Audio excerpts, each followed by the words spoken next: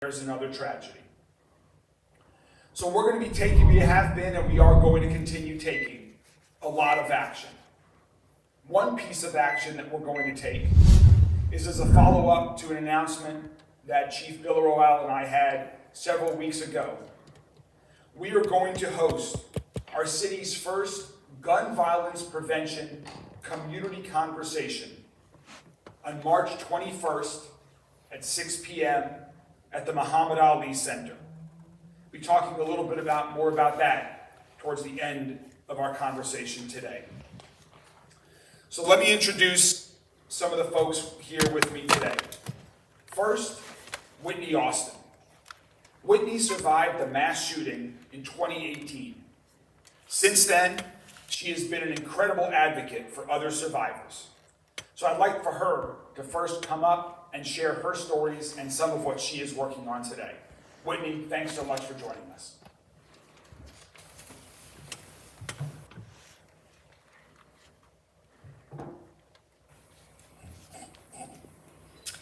Thank you to Mayor Greenberg and the team for the opportunity to discuss the all-important topic of gun violence survivors.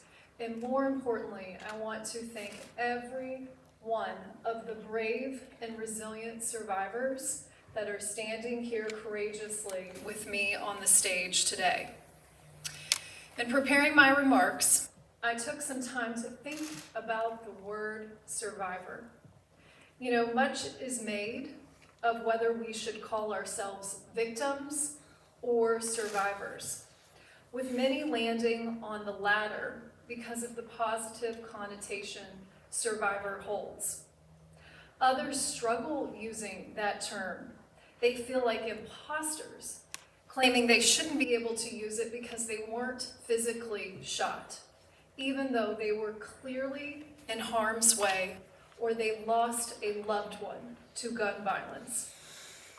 I believe the reason we struggle so much with the language is because we are all still struggling with the reality of what gun violence did to us and all of the people that love us dearly.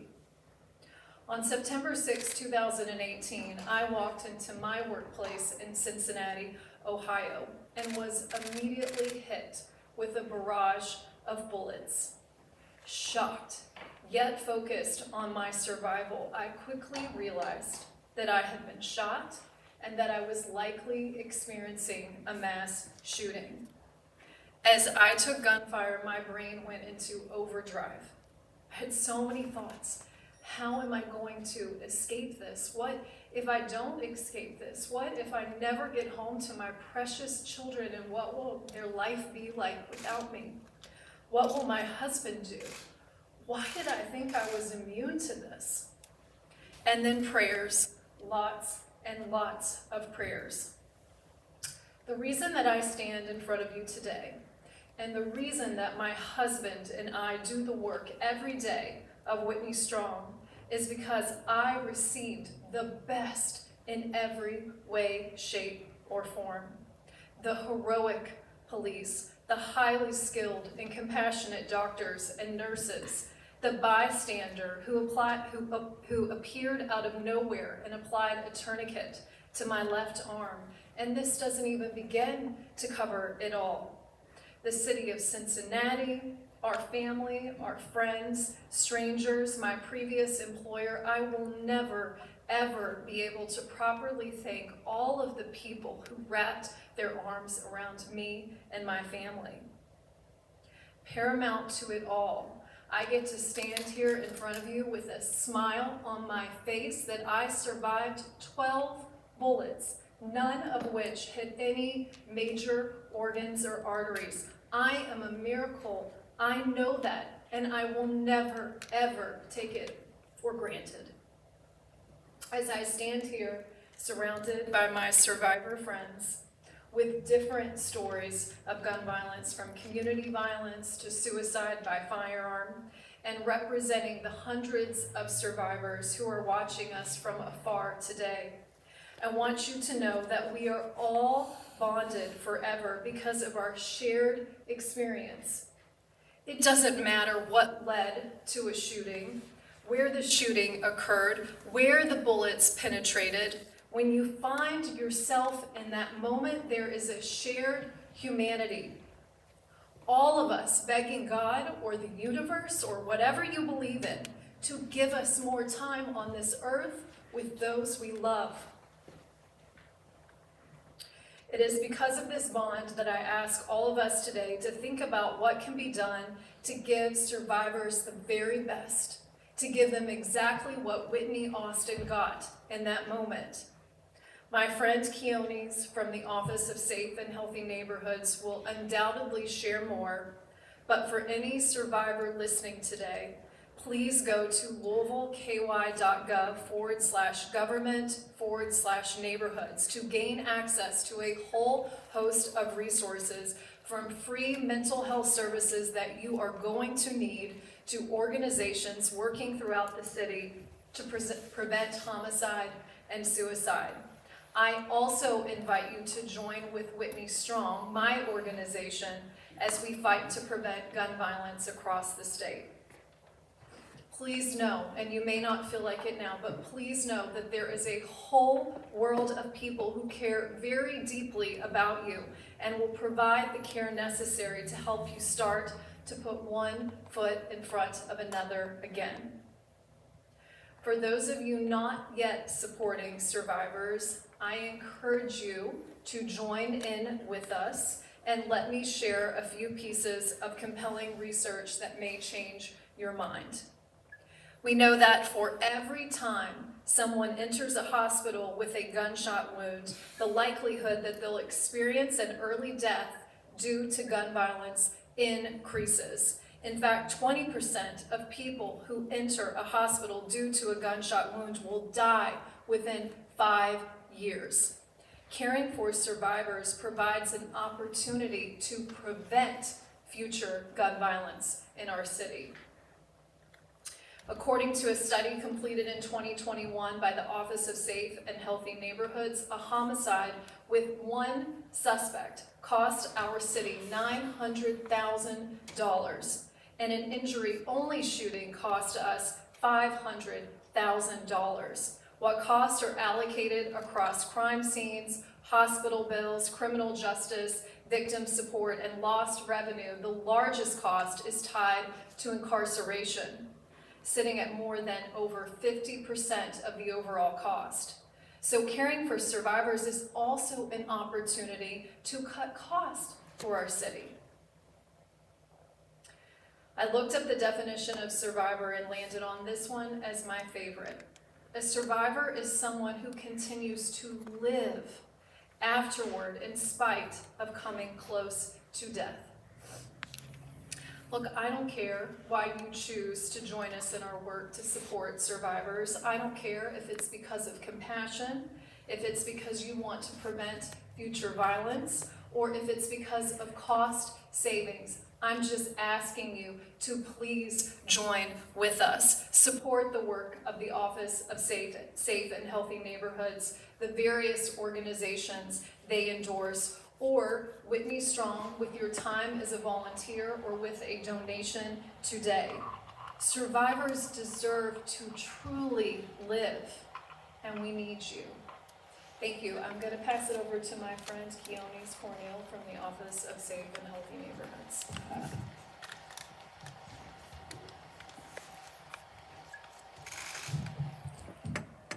Thank you, Whitney, for sharing your story. Thank you, Mayor Greenberg, for having me today, and thank you to all the survivors who were courageous enough to stand up here with me today. And thank you to all of you for being here as we collectively recognize the importance of what this week means to us. My name is Keonis Cornell, and I am the Gun Violence Prevention Manager for the Office for Safe and Healthy Neighborhoods. I am a former police officer here in the city of Louisville, and I too am a gun violence survivor. In 2019, a gun was used to murder my younger brother here in Louisville as he worked at security. In 2017, another gun was used to permanently disable another young brother of mine, leaving him in a wheelchair for the rest of his life. I know all too well the long-lasting personal effects of gun violence to individuals, to families, and to our community as a whole. Our job at the Office for Safe and Healthy Neighborhoods, commonly called OSHN, is to identify the root causes of violence, and then to come up with solutions that are long-lasting, that would decrease the risk of individuals becoming future victims of violence. We have a team of dedicated, uniquely experienced outreach workers who are in the streets of our most distressed neighborhoods every day. We talk to a lot of young kids and a lot of young adults who tell us every day that gun violence seems like something they cannot escape. People in our communities have learned to live through gun violence because they do not believe that it's going away. They have learned to live through it and in spite of it. Our job at OSHN is to answer those calls and to let the community know that we hear you. And we are in the communities every single day looking for those most affected by gun violence in their own communities. If you or someone you know is actively involved in violence, what we're asking is that you give us a chance. Give us a chance to assist you in locating services for you and locating the help that you need. We are committed to the work. Our administration is committed to the work, and our communities are committed to the work. Thank you so much.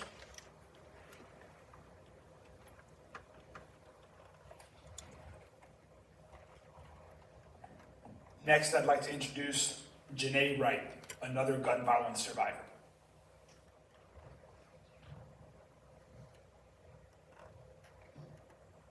Good afternoon, everyone. Thank you for joining us today in recognition of gun violence survivors across our nation.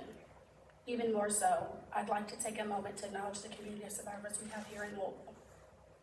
It's not easy being here today with you. However, I felt as though it were my duty to share my survival journey with you, even if it only helps one other person out there today and inspires and motivates them. Just shy of 2 short years ago, on February 8th, 2021, I was viciously attacked and shot 6 times outside of my South Louisville home.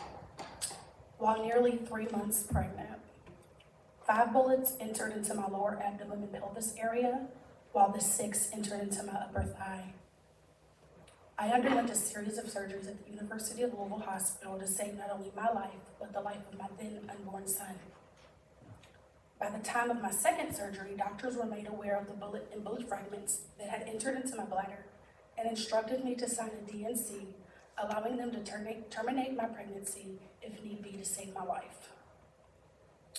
Fortunately, the amazing urologist and team of Trauma 1 specialists at the University of Louisville Hospital were able to perform the surgery successfully without termination, which at that time, and even now today, was all I cared about. The life of my unborn, my purpose.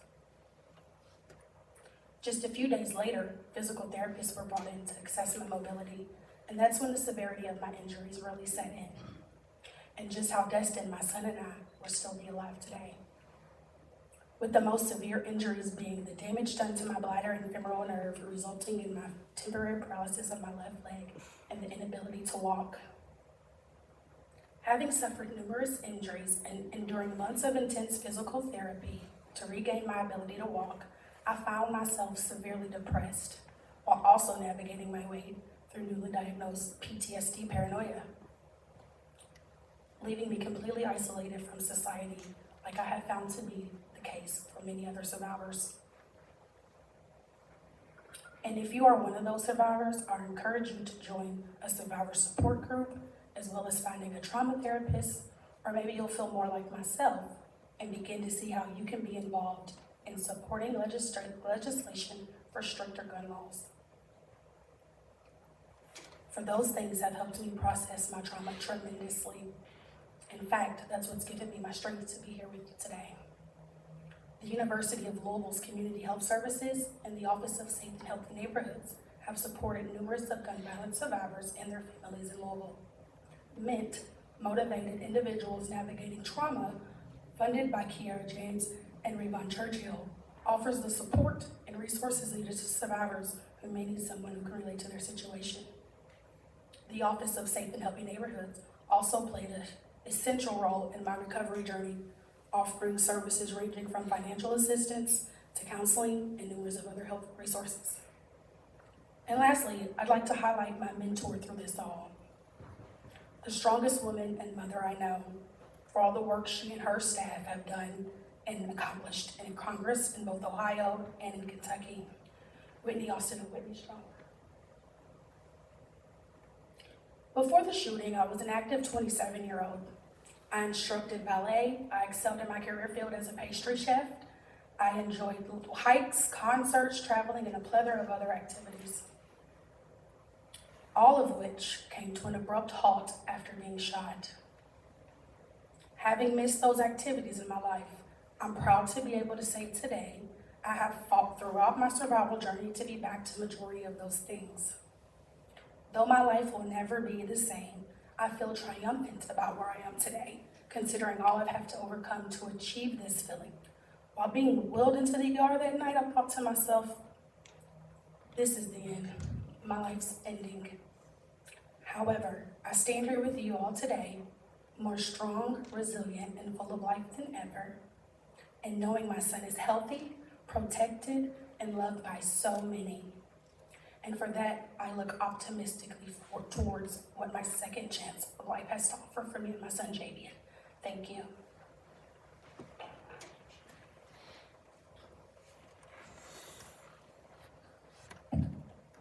Thank you, Janae, Q, Whitney, for sharing those powerful, moving, and important stories. We really appreciate that a lot. To Raven, Dana, Merced, thank you so much for joining us here today as well. We represent just a small fraction of the people across Louisville, across the country, that have been impacted by gun violence. All of us and many others in Louisville are ready to take action. We stand ready to work with every community partner in the city to reduce the amount of gun violence so that no one else has to join the group that those of us here today are a part of. As I mentioned at the beginning, we are going to host our first gun violence prevention community conversation on Tuesday, February 21st at 6 p.m. at the Muhammad Ali Center. We will have facilitated discussions. We will break out into small groups. We will have reports back to the entire group, and hopefully we'll be focusing on specific solutions that the city government, the private sector, our religious community, our nonprofit organizations, that anyone who wants to be a part of the solution to reduce the amount of gun violence can join in and take action with us. The public is invited, and I invite anyone who wants to participate to join us at the Muhammad Ali Center on February 21st at 6 p.m. for our first gun violence prevention community conversation. And with that, we would be happy to take a few questions from the media. Thank you all. You said that this is going to be the first community conversation. Are there plans for more throughout your term? This will be in working, I should mention, we'll be working very closely with the Office of Safe and Healthy Neighborhoods on this. LMPD will play a role in this. Other city government organizations and nonprofits will partake. And so, yes, we intend for this to continue. Some might be smaller than others, but this will just be the first. The conversation needs to continue for action to happen. What methods were taken to reach out to the community for the construction of this community conversation? Following our last, well, I don't know if it was the last one, but a few weeks ago when Chief Bill Orwell and I had made an announcement that we would like to convene this, we heard from a lot of people that reached out to the mayor's office by phone, by email, and so their comments were taken into account in terms of how we're going to craft the structure for the evening, but the entire public is welcome to join us. On the campaign trail, you said that there wasn't really a need to do any more studying, that it was time for action. How do you square that with the community conversations? This is all about action. This is about hearing from others who have been impacted by gun violence, either as a survivor, as a family member, as a friend, about their solutions. And it's also about enlisting more people in the effort to take action. There are a lot of ideas out there for what can be done. There are a lot of programs that the Office of Safe and Healthy Neighborhoods is already working on. There are a lot of things that LMPD is doing. There are a lot of things that nonprofit organizations across this city, like No More Red Dots and others, are doing. We need more people to support them in their effort. So while we're building it as a conversation, it's all about action.